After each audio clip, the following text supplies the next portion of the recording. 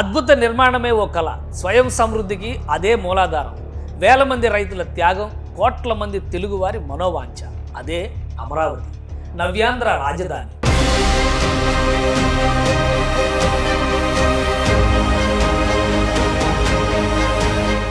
రాష్ట్ర విభజన గాయానికి మందు, హైదరాబాద్ దూరమైందన్న వేదనకి ఉపశమనం, కలల రాజధాని నిర్మాణం. ఈ ఆలోచనే అమరావతికి ఊపిరి.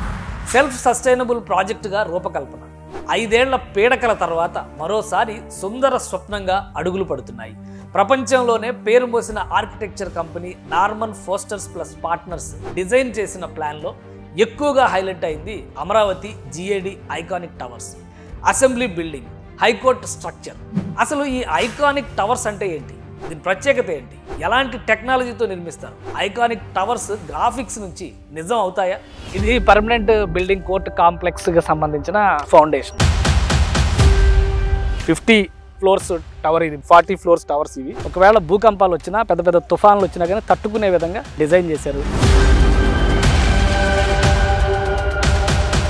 2018లో ముఖ్యమంత్రి చంద్రబాబు ఆధ్వర్యంలో GAD ఐకానిక్ టవర్స్ పనులు ప్రారంభమయ్యాయి. 41 ఎకరాల్లో 5 టవర్ల నిర్మాణమే ఈ ప్లాన్. ఐకానిక్ టవర్లలో పిల్లర్లు లేకుండా నిర్మించే డయాగ్రిడ్ టెక్నాలజీనే ఓ పెద్ద సవాల్. నార్మన్ ఫోస్టర్ సంస్థ ఇచ్చిన డిజైన్లలో ఇదే ఓ ఛాలెంజ్.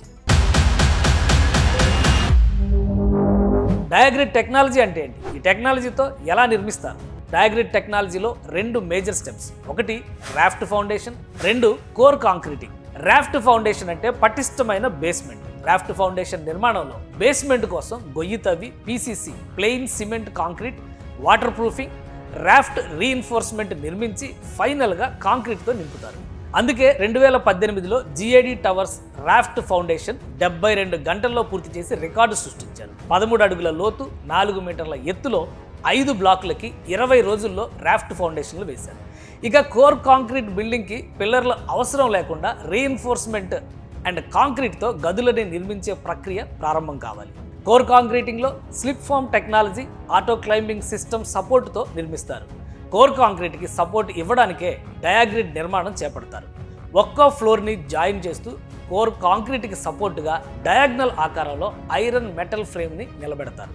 కానీ ఫౌండేషన్ల దశలోనే 5 ఏళ్లు పనులు ఆగిపోయాయి. పునాదులు జలసమాధి అయ్యాయి.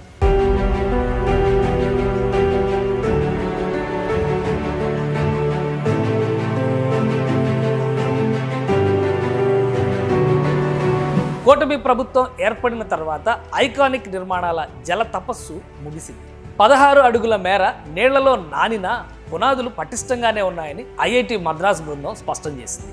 నీటి తోడివేత పూర్తయ్యాక మరోసారి పనులు ప్రారంభమవుతున్నాయి. 2018లో 5 టవర్ల నిర్మాణానికి 2703 కోట్ల రూపాయలతో అంచనాలు వేశారు. ఇప్పుడు ఐరన్ ధర 65%, సిమెంటు, కూలీల రేట్లు కూడా పెరిగిపోయాయి.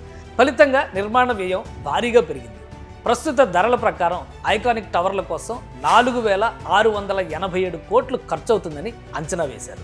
అన్నీ కలిసి వచ్చి పనులు సకాలంలో పూర్తయితే 40-50 అంతస్తుల టవర్లు ఏపీ సెక్రటేరియట్గా మారతాయి. టాప్ ఫ్లోర్లో ఏపీ సీఎం ఛాంబర్ కూడా అదిరిపోయే డిజైన్లతో ఆకట్టుకోను.